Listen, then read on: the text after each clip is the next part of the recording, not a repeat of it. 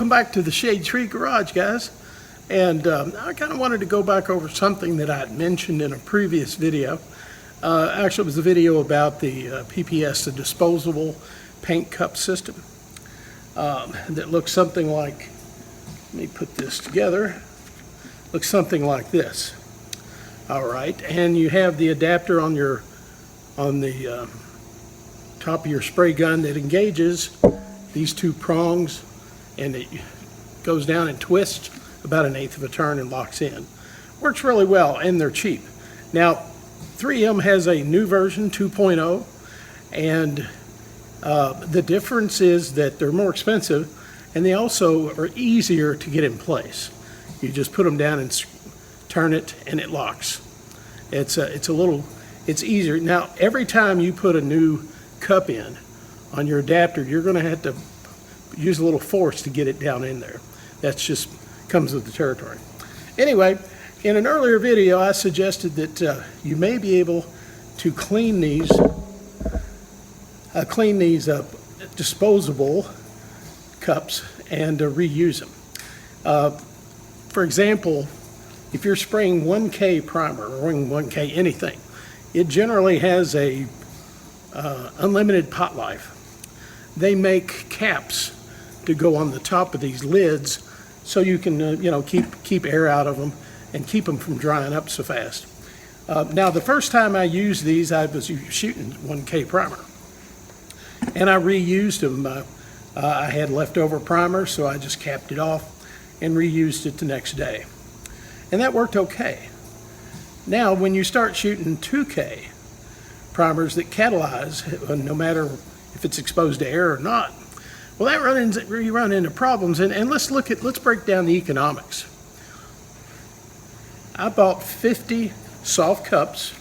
The soft cups are the cups that go inside, and that's what holds your paint, and those are real flexible. You get 50 soft cups with lids, one hard cup, one locking ring, and then you get some of the caps. Now, I bought a pack of 50, and I got, I don't know, 10 or 15 of the caps. There's not a big demand for them, I mean, I think I only used one, and that was with 1K primer. Now, the problem you run into, now, there's really no problem with 1K primer, right? Except if you go back to it the next day, you're going to have to take the lid off, and you're going to have to stir it up a little bit just to make sure it's mixed well. And now, in the old days, that's the way I worked a primer gun. I had a primer gun that perpetually had primer in it. Now, it had a vent, and it would eventually start air drying, so you had to add a little more thinner to it to suit your needs, and when you add more primer, etc. Now, that probably wasn't the best way to do it, but that's how I did it, right or wrong. All right, so the question is, should we worry about reusing these cups? A pack of 50 cost me about $50. So it's $1 per assembled unit, basically what it boils down to. Every one of these equals about $1. Now let's look at your thinner or your reducer, whatever you're going to clean these things with. I'm paying about $26 a gallon. And if I did my math right, it's about 20 cents an ounce. So you only need to use 5 ounces of solvent to clean this and your gun, and then you're up to $1. You've used $1 to save $1. Negligible return. Now, if I'm trying to get something painted on a Saturday afternoon and I've got 4 cups left, I probably will try to stretch those out and keep them clean, and don't give a hoot about how much reducer or solvent I use to keep them clean. If I'm just trying to get through this job and I'm down to my last half a dozen cups, I'm going to, it just makes sense to use them wisely and keep them clean so you don't run out. Now, I loathe these. Well, actually, I don't use them. I don't loathe them. I do use them for one thing. I put them on the gun and use it to spray solvent, gun cleaner, lacquer thinner, acetone through it. And that to me, that's their real use. Though I see a lot of people on YouTube painting cars with them, and I'm sure that's fine. I just don't prefer this. I prefer the PPS system, even at $1 a use. So now there's a couple.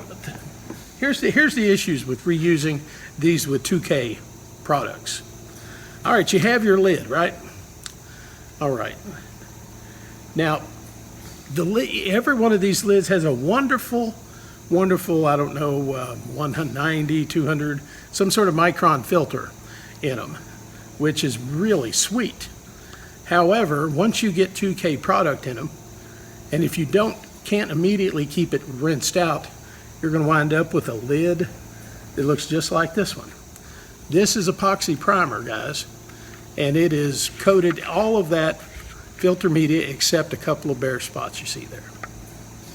So if you tried to use this lid again, you would get very little paint through there. Now here's an option you have. If you know it, this is a used soft cup, and it's got the remnants of epoxy primer in it. Let me get the lid off of it. Now here's an option you might want to consider, especially if you want to use the lid again. On this lid, I took a razor knife and cut out the filter.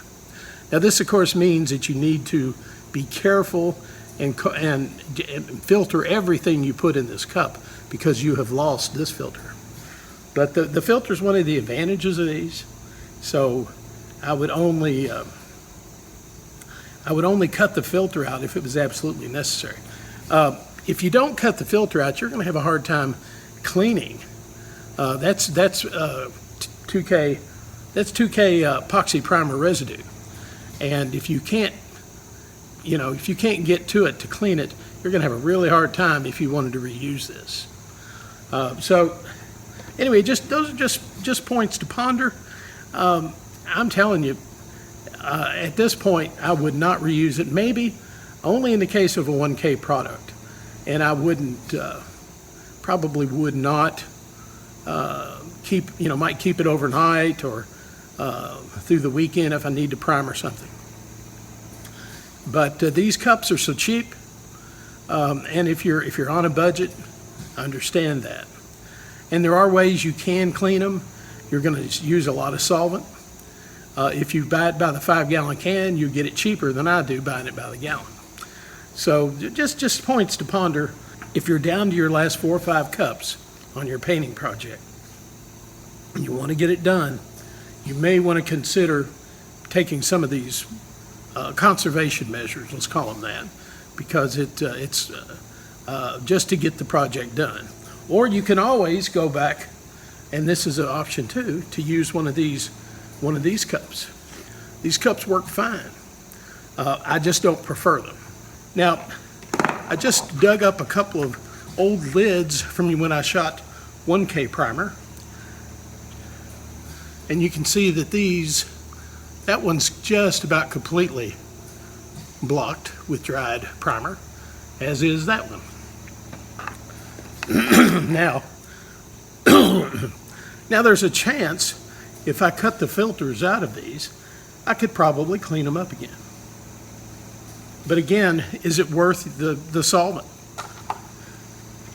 So the bottom line here, guys, if you have a production shop, or if you're a one-man shop, just a one-man operation, on every estimate you write, you have to keep track of all the materials that are used.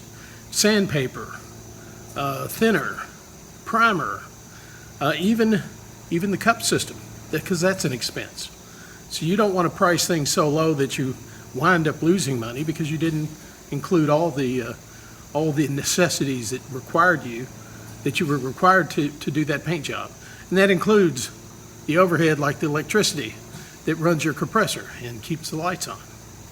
That's going to do it for this trip. Thanks for stopping by the Shadetree Garage, and we'll have more for you again in a future video. Remember, you can go to Amazon and you can get different size packages of the soft cups, everything from probably, you can buy a spray gun that may have 4 or 5 cups with it, the system and the adapter, or you can buy, I think, 10, 15, 25, 40, 50, or more. And always, when you're looking at these cup systems, there are at least 3 different sizes. This is the 600 milliliter, which is about 22 ounces. There's a larger one, 800 milliliters, which is approximately 27 ounces. And there's a smaller one, and I can't remember the size of it. But if you're going to be doing touch-ups or things, it's probably, the small one's probably not a bad one to have on hand if you're like doing door jams or something. And you need to, it reduces the physical size of the gun. Or you can even get touch-up guns that are even, have the smaller, smaller in the hand and a little more maneuverable. All right, well, that's going to do it for this edition of the Shadetree Garage. Thanks for stopping by, and we'll see you again soon in the future video. Until then, please consider hitting the subscribe button, hitting the like button if you like this video, and ringing that bell so you're alerted to the next new video.